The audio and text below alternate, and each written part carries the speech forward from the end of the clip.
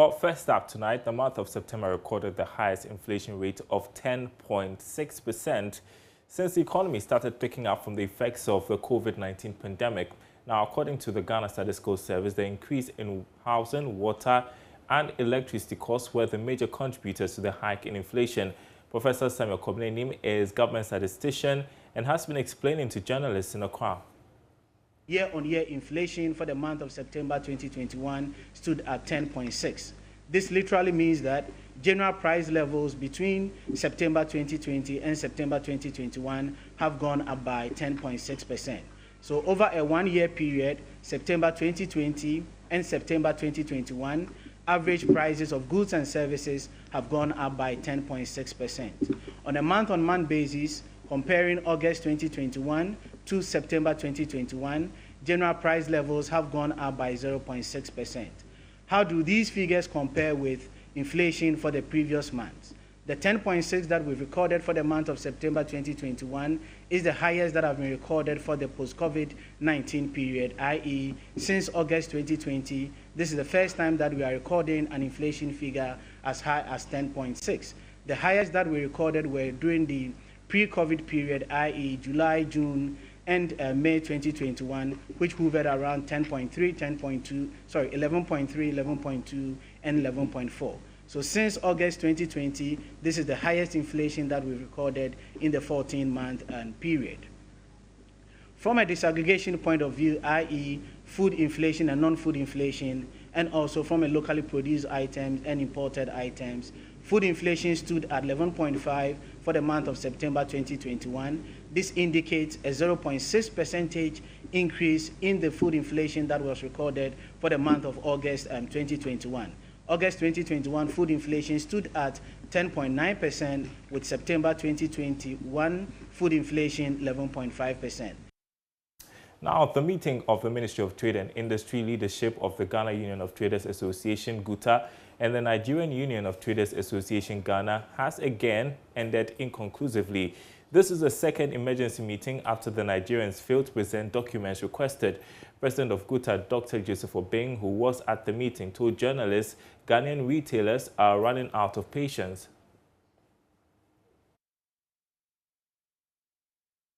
The monitoring of our laws have just started, having drawn the line as to those who have the dispensation and those who do not have the dispensation. So now, whatever thing that we've done in the past have been handed over to the retail committee, who are now, so it is very legitimate, the closure and all that, especially those who do not submit their documents. It means that those shops will continue to be closed whilst they scrutinize the list that have been given. So the enforcement have just beginning in earnest, and that anybody who have a complaint to do now is not going to GUTA. Now we've gone past the closure of shops. GUTA have done our bit. We've finished.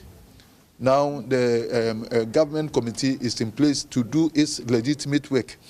So now if you see a shop is closed, it's being done by the retail committee, and it's not GUTA. So anybody who have any complaint to do with regard to any closed shop should just submit, go to their leadership, because the opportunity have been given to them is a dispensation, and entire lines were drawn.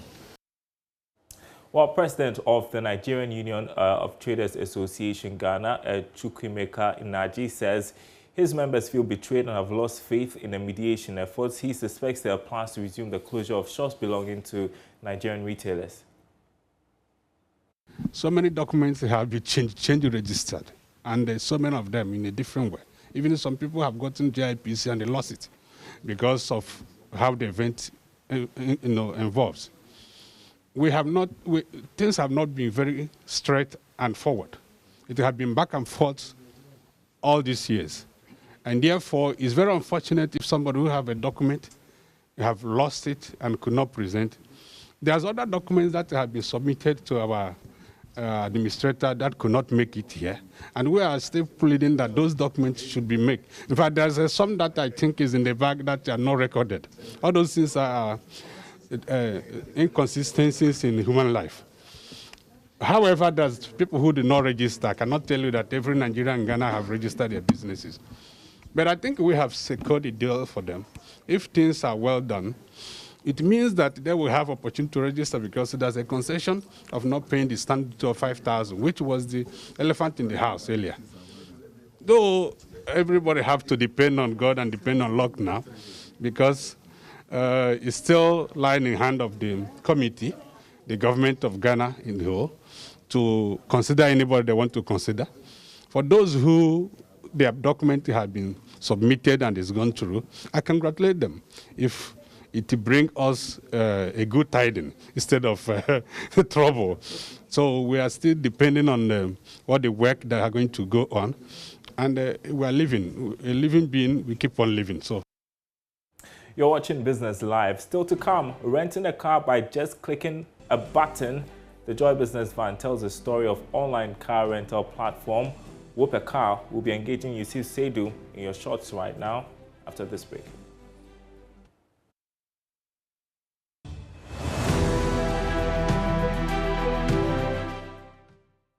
Welcome back to Business Live. Now, with just a click of a button, you can rent a car and it will be delivered right at your doorstep. Yep, thanks to the online car rental platform Whoopee Car.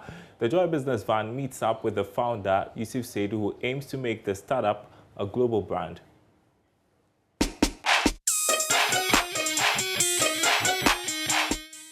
The Joy Business Van is brought to you by EcoBank, the Pan-African Bank, and MTN, everywhere you go.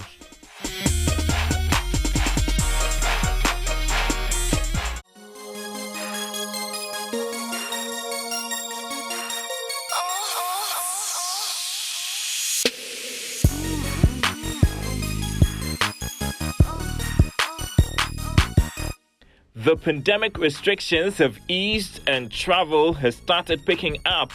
The demand for car rental services are also up. Just perfect for online car rental platform Whoopee Car to get right back into business.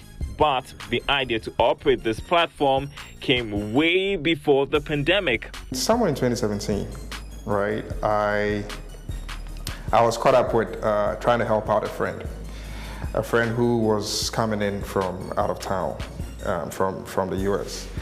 And he wanted a car to, pretty much like move around. And Uber was at the time very new. He wasn't so sure about how Uber actually operates in the country.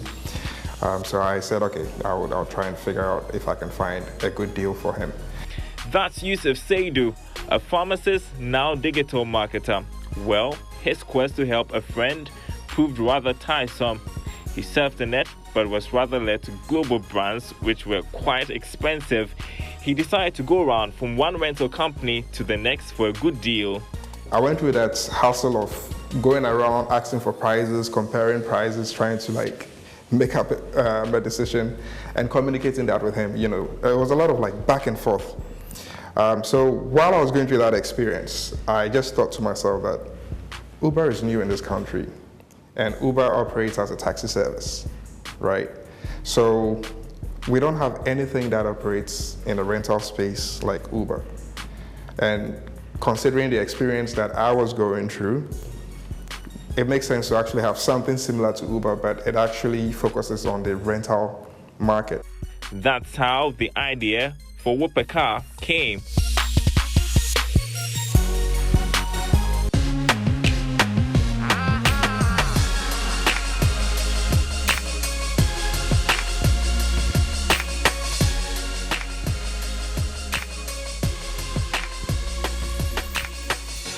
Yusuf started by pitching his idea for an online platform to small car rental companies. I wanted us to build it in a way where by the time we have a platform, we actually have some cars to display. But we had a lot of challenges when we were pitching, the idea. One, because when we thought about what our revenue stream was going to be, it was going to be on a commission basis. And most of these operators or providers, when we spoke to them, they didn't like the idea of we getting a percentage off of any booking that would actually come through us, because they wanted to control, their market as much as possible. Yusuf was able to get over that hurdle after a compromise, and with 6 cars from 2 individuals, he started work on the platform. The way it works is if you're a user or a client, or let's say you own a car and you're looking to like earn some passive income, all you do is go to www.whoopeecar.com. On the homepage, you have the option of actually seeing our popular cars right on the homepage. You can click to view all those cars on the homepage. And what we've done is we've added a filter that allows users to actually filter through cars in terms of like the category, whether it's a saloon, it's a 4x4. They can also filter through in terms of like the make, whether it's a Honda, a Toyota. And they can also filter in terms of pricing, which is something new that we've actually added. Because it helps people to gauge based on their budgets, what car to actually go for. So once you actually do that filter, you see a list of cars populating. Users can make a choice depending on the prices displayed on the platform and book a car. So once the customer support person gets in touch with them, they get in touch with the car owner first to confirm, just to double check, and then they'll get in touch with the client to make sure that all the details we have is the right details of that client, where they are located, confirm the time they need a car, where they would want the car to be delivered to them. That's an extra added service that we offer. We deliver the cars directly to you at your location. Part of it is also to make sure that we know where you live. Whoopee Car is also open to individual car owners who want to rent their vehicle, provided it is in good shape and insured.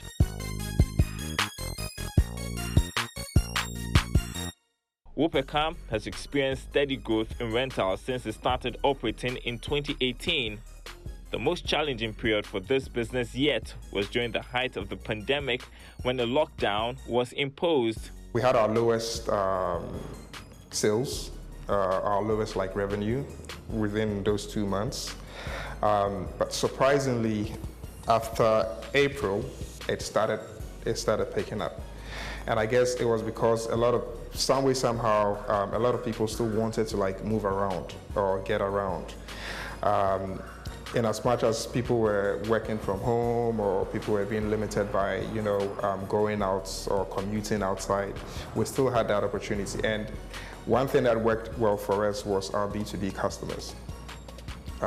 We had companies that wanted to hire our vans to transport their workers, so they have their workers moving safely in a very secured way instead of taking trotro and not being sure of, if the trotro is cleaned or is disinfected. So we had the opportunity to actually work with some of these companies and provide that service to them. And that's something that really helped us survive during that time. Whoopee Car works with a small team of professionals who run operations in Accra. It has started a pilot at Takoradi, Ghana's oil city. So, what does the startup need to further scale up operations? For me, from where I sit, it's brand awareness. We've come a long way. We've been doing everything all by ourselves. No external investments from anywhere. It's been through our sweats, our own sweat and hard work.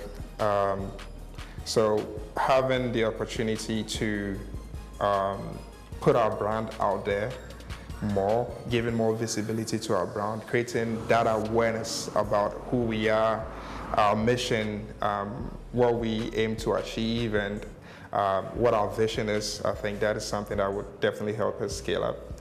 And how far does Whoopee Car want to go? In the near term, we really want to be a national brand. In the mid-term, we want to be a national brand, we want to be all over the country. But in the long term, we really want to be out there on the global market, operating on the global market. That's the vision. That's how far we want to go with Whoopee Car. And just in case you're wondering, Whoopee Car is a Kan translation for looking for a car. Now you know where to go.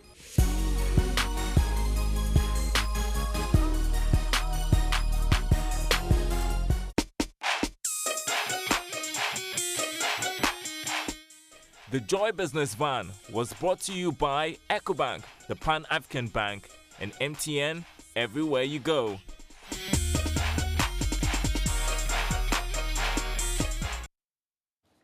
And do join us next Wednesday for another episode of the Joy Business Van. Well, from transport, we can talk about energy. The Energy Ministry says it's working to complete the final phase of the Energy Renewal Program to boost electricity generation. This forms part of plans to scale up the development of renewable energy in Ghana and eliminate barriers that impede the growth of the energy sector. Energy Minister Dr. Matthew Opoku-Prempeh addressed the 7th Renewable Energy Fair focused on removing barriers to renewable energy development in Ghana. Here's more in this report. To be able to tap into the available resources as well as safeguard the environment, the development of renewable energy has become a mainstream strategy in the sustainable energy agenda. According to Energy Minister Dr. Matthew Opoku-Prempeh, the medium to long-term goal for the sector is to grow renewable energy from the current 2.4% to a minimum of 10%. Ghana is therefore leading the way by promoting the rapid development of renewable energy in our energy generation mix. I think we are blessed with the sun and we must utilize it even more. Our medium to long-term goal is to increase the contribution of renewable energy from the current 120 megawatts installed capacity, representing 2.4% of the generation mix, to more than 1,000 megawatts, thus attaining the minimum, surpassing the minimum 10% contribution from renewable energy in the generation mix by 2030. He's therefore pledging government support for both the Whoopee Car Authority and the Volta River Authority in the development of renewable energy in the country. It has the infrastructure and resources to ramp up to 250 megawatts of solar. And I want to assure you that the Ministry of Energy will support the Whoopee Car Authority to reach their full renewable energy potential. In doing so, I even encourage more the VRA to even do more in your renewable energy portfolio. The 7th Ghana Renewable Energy Fair is under the theme, Removing Barriers to Renewable Energy Development in Ghana. The fair gives the platform to all stakeholders in the energy sector to network and meet potential clients. Cecilia Dapa, speaking on behalf of the President of the Republic, said government is working assiduously to make Ghana a leading exporter of renewable energy in the ECOWAS sub-region. Government, as part of its efforts in opening up the renewable energy sector for investment, is exploring the regional market and to position Ghana to becoming a major exporter of reliable and competitive electricity in the ECOWAS region. This will not only benefit Ghana in terms of foreign exchange earnings, but will also contribute to the regional economic inclusiveness strategy, strengthening energy security and peace in the sub-region. And that's our report from the 7th Ghana Renewable Energy Fair ending Business Live tonight. But there's more news on our website, myjoyonline.com/business. There you go. You can get the day's latest stories from there, including fuel prices to increase by 7% on October 16. myjoyonline.com/business. My name is Darryl Clark. Thanks for watching. We'll be back same time tomorrow.